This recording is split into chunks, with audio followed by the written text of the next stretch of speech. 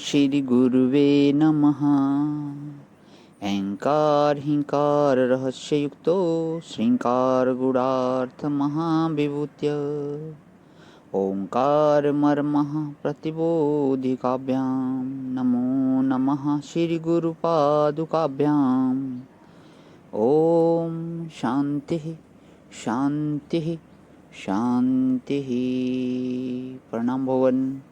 श्वेता श्वेत्रोपनिषद स्वामी श्री अखंडानंद सरस्वती जी महाराज का दिव्य ग्रंथ, जिसमें भगवान प्रवचन 32 और हमारा परमेश्वर की स्तुति प्रार्थना और उनके ज्ञान का फल, अध्याय 3 के मंत्र नंबर 4 से 7 की व्याख्या चल रही है। पेज नंबर 426 से आगे ले रहा हूँ भगवान।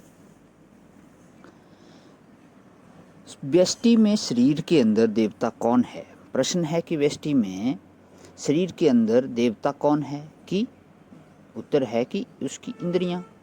और समष्टि में देवता कौन है? कि सूर्य आदि भला। और आदि देवता कि हिरण्यगर्भ।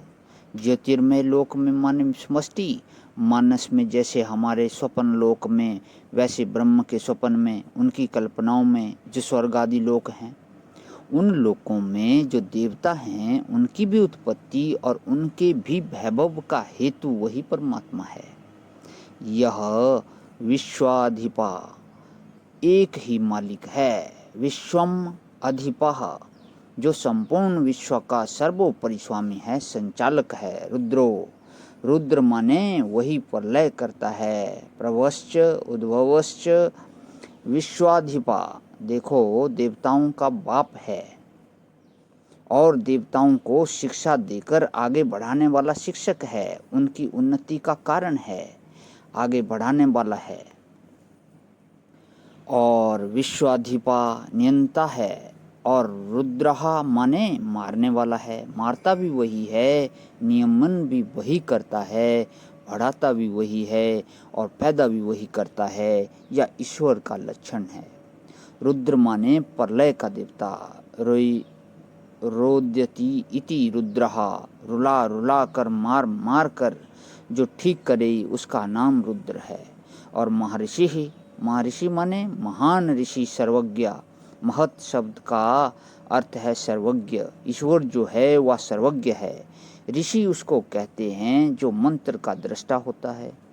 या नहीं कि जो चाहे सो अपने नाम के साथ ऋषि शब्द जोड़ ले। कम से कम जो पृथ्वी जल अग्नि वायु और आकाश का जो समष्टि रूप है और शब्द रूप जो द्रव्य है उसको देखे। शब्द रूप द्रव्य में 10, 20, 50 मंत्र देखने वाले ऋषि होते हैं। न्याय दर्शन में मानते हैं कि शब्द आकाश का गुण है और यह किसी के द्वारा जब बोला जाता है तब अर्थ का बोधक होता है। इसलिए इसमें वेद को भी पौरुषेय मानते हैं। पौरुषेय माने ईश्वर निर्मित। उसमें कोई प्रामाणिकता में फर्क नहीं पड़ता है। पूर्व मीमांसक मानते हैं कि शब्द एक द्रव्य होता है और अनंत कोटि शब्द जो हैं वह आकाश में बिखरे हुए हैं और उनमें से कुछ शब्द ऐसे होते हैं जिनकी अनुपूर्वी होती है, एक के बाद दूसरा, दूसरे के बाद तीसरा। जैसे अग्नि मिले पुरोहितम, इसमें शब्द अग्निम है, मिले हैं, पुरोहितम है। और अग्नि मिले पुरोहितम में बिल्कुल क्रम बना हुआ है, तो उसको जिसने देख लिया उसका नाम ऋषि हुआ। वह उस परावाणी में जाकर बैठा हुआ है, उसको वेदों के मंत्र स्पष्ट दिखाई पड़ते हैं। ऋषि जो हैं वह पूर्व के कुछ मंत्रों को ही देखता है और कोई नया मंत्र गढ़ता नहीं है। और महर्षि कौन? कि जो सब मंत्रों को देखे। हिरण्य गर्भम जनयामास पूर्वम, जिनके गर्भ में, जिनके पेट में सबकी भलाई और सबके प्रति प्रियता का निवास है। कि माने हित और रण्य माने रमणीय। हितम रमणीयम च ते गर्भे यस्य स गर्भे हिरण्यगर्भः। हित और रमणीय ये दोनों जिसके पेट में छिपे हैं उसका नाम हिरण्यगर्भ। यह ईश्वर का पहला बेटा है।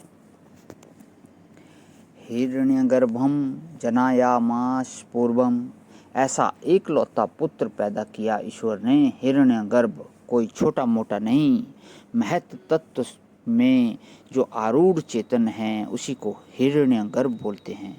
सांख्य लोग जड़ता की दृष्टि से विवेक करते हैं, इसलिए उसको महतत्व कहते हैं, और ईश्वरवादी चेतनता की प्रधानता से इसका विवेक करते हैं, इसलिए इसको हिरण्यगर्भ कहते हैं।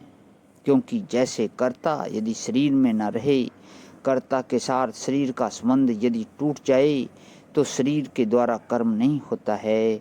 मिट्टी में कोई कर्ता नहीं होवे तो मिट्टी कर्म नहीं करती है। इसी प्रकार समष्टि बुद्धि महतत्व में कर्ता के रूप में प्रविष्ट जो ईश्वर है, माने जो आभास चैतन्य है, उसी को बोलते हैं हिरण्यगर्भ।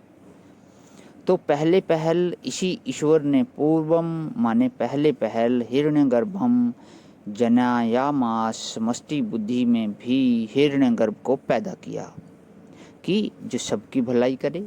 हिरण्यगर्भ जितने जीवों को जन्म देते हैं वह उनकी भलाई के लिए देते हैं और सुख के लिए देते हैं, जिससे अपना साधन भजन करके सुख रमणीयता प्राप्त कर सकें और हित प्राप्त कर सकें। प्रणाम भवन। आज विराम। ओम शांति शांति शांति।